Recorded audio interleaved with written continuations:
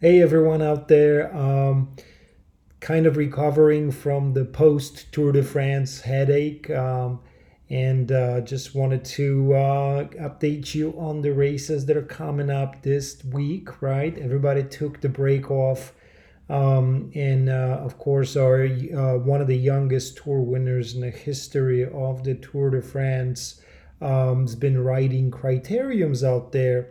But little action on some races this weekend, but it's kind of a more of a relaxing week after Tour de France. The vans, the cars, everything else have left already for two separate or three separate parts of Europe, and we are officially um, kind of beginning the second part of the season here. Tour de France is the middle of the professional season. So I just kind of wanted to go over the stage races and the one-day races that are going out this weekend. There are three Pro Tour races going out, which the first one of them is in the Basque Country in Spain, Clasica San Sebastian. And it's by now a famous classic. It's not really a monument of a classic. It's just a classic, which in the eyes of a writer is a race that everybody wants to win anyway. And past winners have included, I mean, fantastic riders such as Julian Alaphilippe. You had Michael Kwiatkowski win there as well not too long ago, like a couple of years ago, and it always features Alejandro Valverde. It always features pretty much the same guys as you would in Flèche Wallonne or Liège Bastogne Liège. So it's a classic for all-arounders. It's a classic for strong punchers and the climbers. It's a little bit harder, I would say, that the climbs are a little bit harder and longer than I would say in Liège Bastogne Liège. And the reason why it's really the medium mountains. So we're going to northeastern Spain, right? And the first thing that you would know about the Basque Country is that the cycling there is pretty much their second national sport. So it's basically a mecca of cycling. Of course, we have Tour de Basque Country in the spring, right before a classic, the Belgian classic, the Ardennes classics, and then we have, of course, Clasica San Sebastian, a second big race in this area. Lots of hills, lots of greenery, right? A lot of steep gradients, but climbs are generally a lot longer because we're starting from the coast, going all the way up, sometimes to a good medium mountain kind of, uh, you know, latitude. So, the height there's 600, 700 meters, but we're going from, the base level of the Atlantic Ocean here. So, very turny, very racing roads. Of course, San Sebastian, beautiful city, famous for cuisine, famous for the water, for the bays, right? Very clean too. So I always enjoyed visiting that part of the world. Um, with that said, of course, everybody knows the Skd Team, right? I'm not even sure if I'm pronouncing it right, but Skd Team, if you into cycling for past, God knows, 20 years now, they kind of scaled down into a smaller budget team supporting only local riders. But back in the day, of course, a famous orange jersey featured on the roads of Tour de France many, many times, on the roads of Vuelta, Giro, and all the classics. Of course, the team of Sammy Sanchez. It scaled down a little bit more into a smaller local team these days, but it changed the jersey. Now the jersey's green, but it certainly always gets the license to ride the Tour of Basque Country and Clasica San Sebastian. So the race definitely favors climbers, but also punchers, right? Longer climbs, not alpine style climbs, but medium mountains, kind of like we saw on Planche de Belle, kind of hills, right? Up to about 7-8 kilometers long, but also with steeper gradients like we saw in the tour on the Planche Belfi. The race, the classic, is 227 kilometers, a little bit over 227 to be exact, and it features 7 categorized climbs. This year, the route is a little bit different. I mean, you got, the famous climbs like Jazzy Bikel. I'm not even sure if I'm pronouncing yours right, but I'll say it Jzkibel, maybe, right? And that's a featured climb pretty much every year in both Basque Country and especially in Clasica Sebastian. It's a famous climb, but also you have climbs, Morgil, right? Morgil is the final climb. It's super steep and it's it's really famous. It usually decides the whole field, right? The whole race. So 7 climbs, harder by introduction of one other very hard category 1 climb.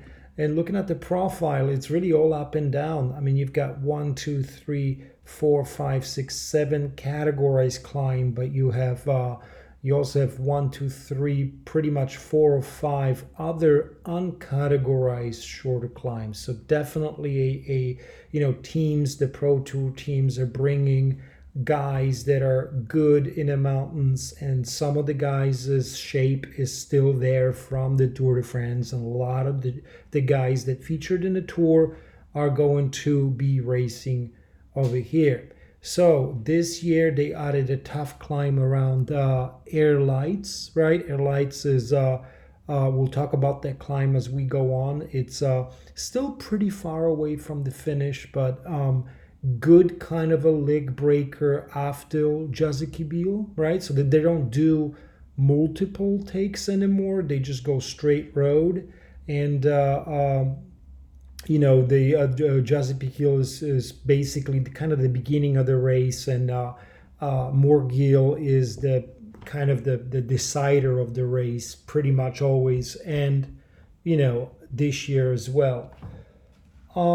So wanted to kind of go over the route first before we talk about the favorites. The race really starts on Jazikibel. There's basically about 135 kilometers of a route that's full of category 2 and category 3 climbs. And, I'm expecting a typical early break. Who's going to be featured in there. I'm sure Spanish little teams like Burgos, like Saya Rural, also probably, the local Skd Team is definitely going to be there. So look out for these guys to create an early break, just like in a tour, but slightly bigger, maybe 5-6 local guys, and, try to go away to get lucky at the finish, and probably get caught somewhere between the third and the second climb from the finish, maybe between the last 2 climbs. But look for the local guys to kind of attack. Now, the first climb that really kind of matters, right? Still very far away from the finish, 135 kilometers. This is 227 this year. So we're still looking at 65. We're still looking over 90 kilometers to go. But this is where, where the teams go up front and start really breaking that peloton. Now, Jazikibel is 7.6 kilometers, so much longer than any of the climbs in the Ardennes Classics. A little bit even longer than a Tour of Lombardy Classics. So the average gradient is at 5.9%. First kilometers is where the difference could be made. They're the steepest kilometers. According to my notes and my maps, first kilometer is at 8.7%, so very steep. Second kilometer has a 300-meter section of 12%, so typical gradients for San Sebastian and the Basque Classic. Kilometer 4 is 7.2%, kilometer 5 is 6.2%, so very uneven gradient, but really good climb this year. The next climb that comes after comes at 100 and tops out about 160 kilometers, and this is where the race will really heat up, right? Because we got 67 kilometers to go, and this climb is a beast, right? This is the new edition, okay? Erlights is the climb. Officially, it's a category 1, but it's actually its gradient is a little bit lower because there's a top flat section, right? A lot of people think this climb is somewhere around 7.5% for the top gradient, but the real story is its first 4 kilometers, which are super hard. So check this gradients out. This is for averages for kilometers. So kilometer 1, 9.5%. So already start off very hard. Teams are already on the front, breaking the legs. Movie stars are the local big boys, right? The Spanish team. So I'm sure they're going to be leg breaking at this point already. Okay. The second kilometer average 11.2%. Okay. Even harder. I'm not sure if you ever know how a kilometer at 11% feels. I have forgotten that feeling recently because I've been riding on a coast, so it's kind of like a flatter road. But it's a brutal effort for 1 kilometer, right? Third kilometer even gets steeper. Third kilometers of Erlights gets at 12.2%, so even harder. And that's only after 160 kilometers. Kilometer 4 is 11%. So there are several 14% sections on the climb, but the first 4 kilometers is where really about half of the peloton will be dropping off immediately. So expect the teams to be really in full swing here, right? I'm sure there's gonna be guys riding for Movistar. I'm sure there's gonna be guys riding for De Koenig. I'm sure there's gonna be guys riding for Behram, right? For their big favorite Vincenzo Nibali, who won the last mountain stage and excels in going down and seems to be in a really good form after the Tour de France. He finally hit it. There is kind of a big valley road in between the 2 climbs, right? Between Erlights and the next one, which is Mendizorot's climb. It's a category 2. It's not that steep, right? But first they got to get through the valley. After the descent, which is about 170 kilometers, they have about 15 kilometers in a valley where a bunch of the advantage from the break will be pulled back. Now, by the way, the riders have prizes to win on the way, so it's going to be worth for them to be in a break, the local guys. There's like several sprints. There's 2 sprints. There's 7 climbs to win money on. So definitely a lot of things to be fighting for. But there's a 15-kilometer flat valley section in between the 2 climbs, which really probably will doom the riders and cut most of their advantage. I'm expecting maybe a minute 30 tops by the time the penultimate climb begins, Mendizorot's. So Mendizorot's comes at 190 kilometers, so that would put them about inside 40-kilometer mark. It's not steep, it's not long. It still is a big effort, right? At that stage in the race, 4 kilometers at 6.2%. First kilometer averages 10% though.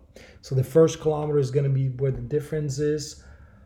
And where the riders, the peloton will make the most, will get the most time. Then there's going to be another section of flat, long valley road. The Mendizorros tops out at about 190 kilometers, right? From Mendizorros, there's a descent about 196, 197 that puts us about 30K to go. And then 22, 23 kilometers of a valley road between the two towards the last climb, right? So I'm expecting somewhere in the middle of that for the last remainder of a breakaway to be caught. I don't expect them to actually go all the way to the bottom of the climb. I'm expecting somewhere around 20K to go for the breakaway to be finished and the pace to be really high, about 50 guys maybe left in the peloton. Now, they hit the last climb, the famous Morgil, and I don't have to tell you, Morgil is another beast, right? It's a different type of beast than Airlights, but it's more of an Ardennes style type of a climb. It is at 1.8 kilometers long, but it's at 11.5%, right? That's average for climb. Average for climb is 11.5. So it's kind of like Stocko in a way. Stocko is a little bit shorter, I think. It's not as, no, a little longer Stocko is. But Stocko is maybe at what, 10% average, 9 point something average. But this one is truly a beast. So 1.8 kilometers at 11.5%, 1.1 kilometer we're remaining into a climb. So the 1.12 when the climb tops out averages almost 12.5%. So super steep, very hard. Within that, there's an 18% section that's about 200 meters. So really, really, really hard. So main attacks for the victory for Clasica Sebastian, as always, will be coming on this climb.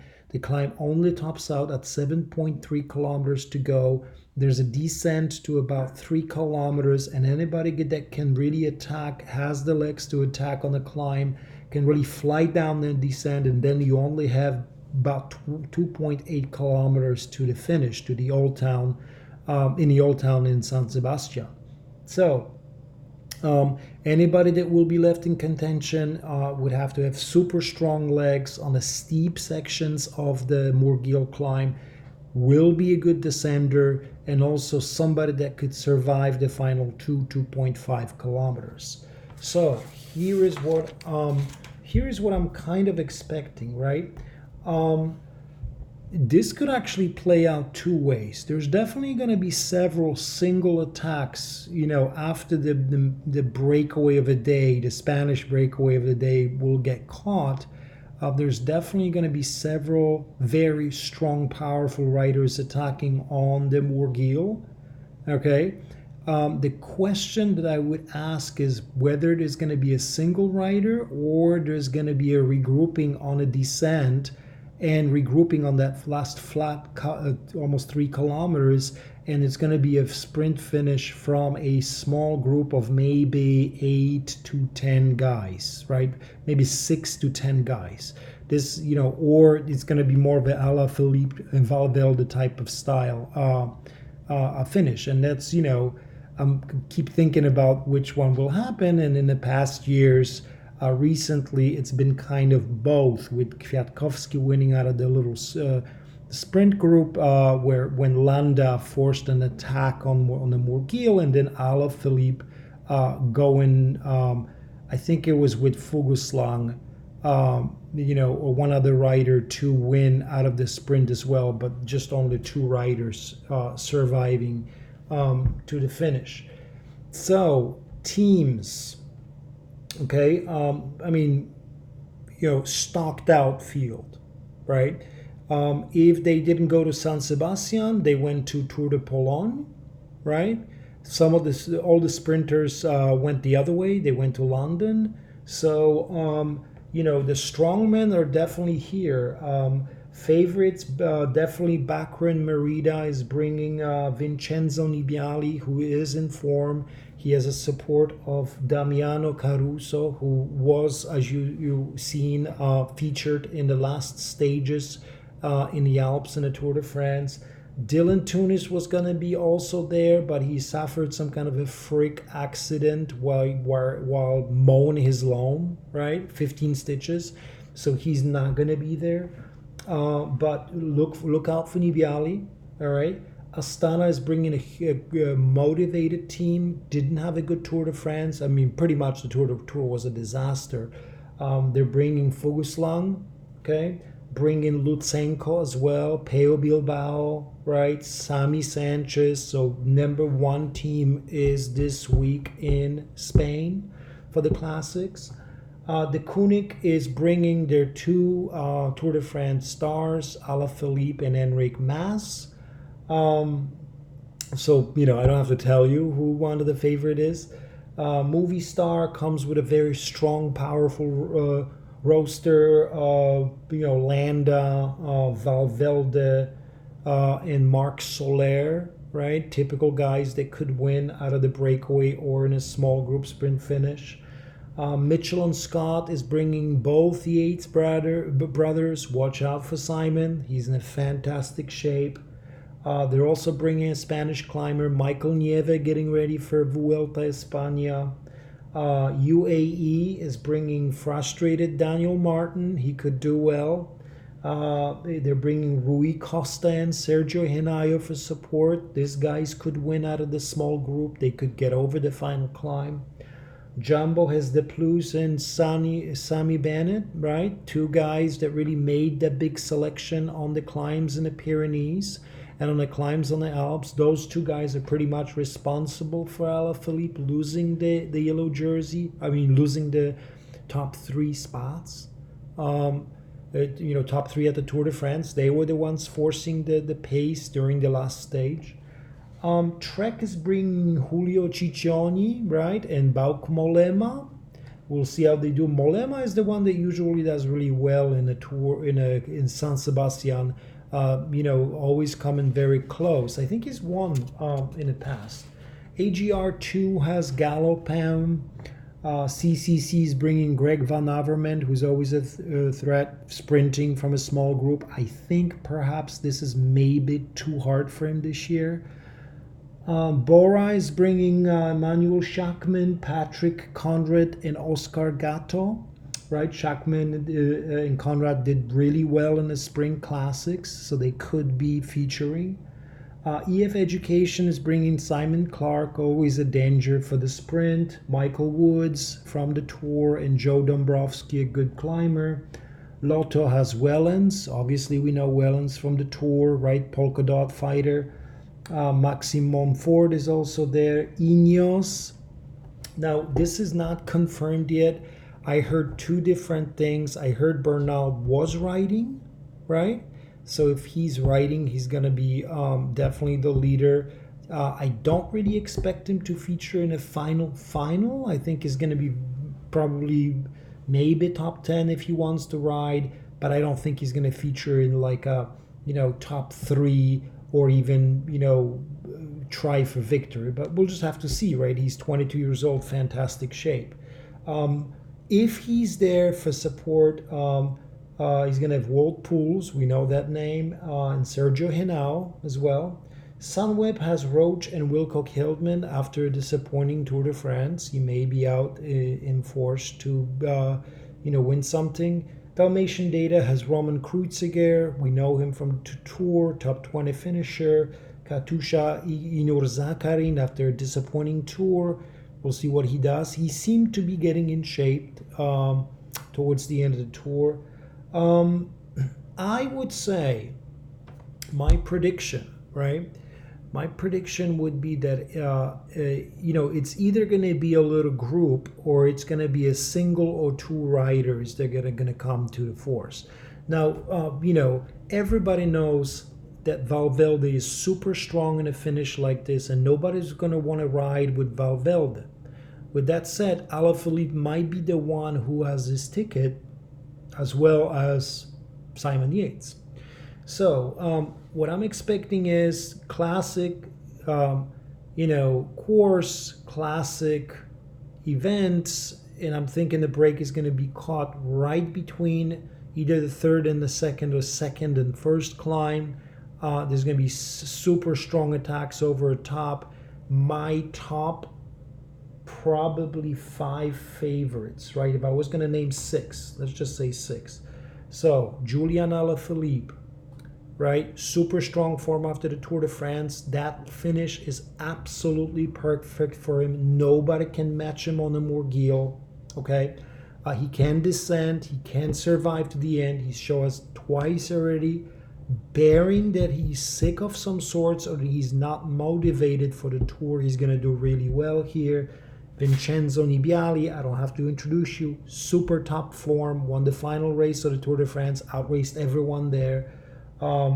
Supported by a strong team. Simon Yates, Jakob Fuglsang is going to be motivated, and I'm guarantee you he's going to be on form. And Alejandro Valverde also would probably lead Movistar, with Landa being kind of the guy who will probably attack. So those would be my favorites, right? I said 6, but it's really 7 because I'm including Landa in this. I would definitely narrow it down to 2 guys, right? I think it's going to be between Vincenzo Nibali and Alaphilippe to win individually, right? Those are going to be 2 individual riders that will have the greatest chance of breaking away and surviving to the finish on a Morguil. I think if there's a small group of favorites, be Alaphilippe, Nibali, Simon Yates, Fuglsang, Valverde, and maybe Landa, and a couple of other guys, Valverde has a clear shot. He's going to be sprinting against Simon Yates and Alaphilippe. If there, by any chance, there's a bigger group maybe of 18 riders, 15 or 20, right? I think Greg Van Avermaet should be watched along with Valverde, and then Sammy Sanchez, Tony Galopin, and also Simon Clark. So very unlikely, but if a group of about 20 riders comes to the finish, watch out for these guys. I will say, should I pick like a guy who really I think is going to win? If I was going to pick one guy, I think Alaphilippe gets a double, closely, because he won last year, closely followed by Vincenzo Nibali, and closely followed by Alejandro Valverde. But I think Alaphilippe is going to be the winner of the 2019 Clasica La San Sebastian. I hope you're writing, okay?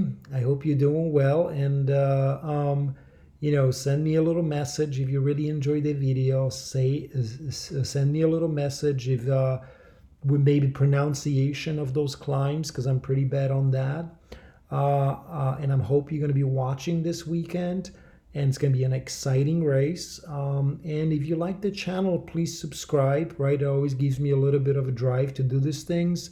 If you hit like, I'll enjoy that. Leave me a comment with your predictions. Who's going to win? What's going to happen this weekend in the Clasica La San Sebastian? And just leave me comments. I always answer. All right, guys. Stay tuned for the previews of the London Classics and, of course, the Tour de Pologne, which all start this week. We resume after headache of the Tour de France and after taking a little break. So stay tuned for those videos and my predictions and predictions of the key moments and the stages. And of course, stay in tune for the recap of the San Sebastian Classic, probably going up on Monday or Tuesday. All right, guys, thank you very much, and forgive the quality. I'm traveling, so I don't have my regular computer with me. Alrighty, take care, bye.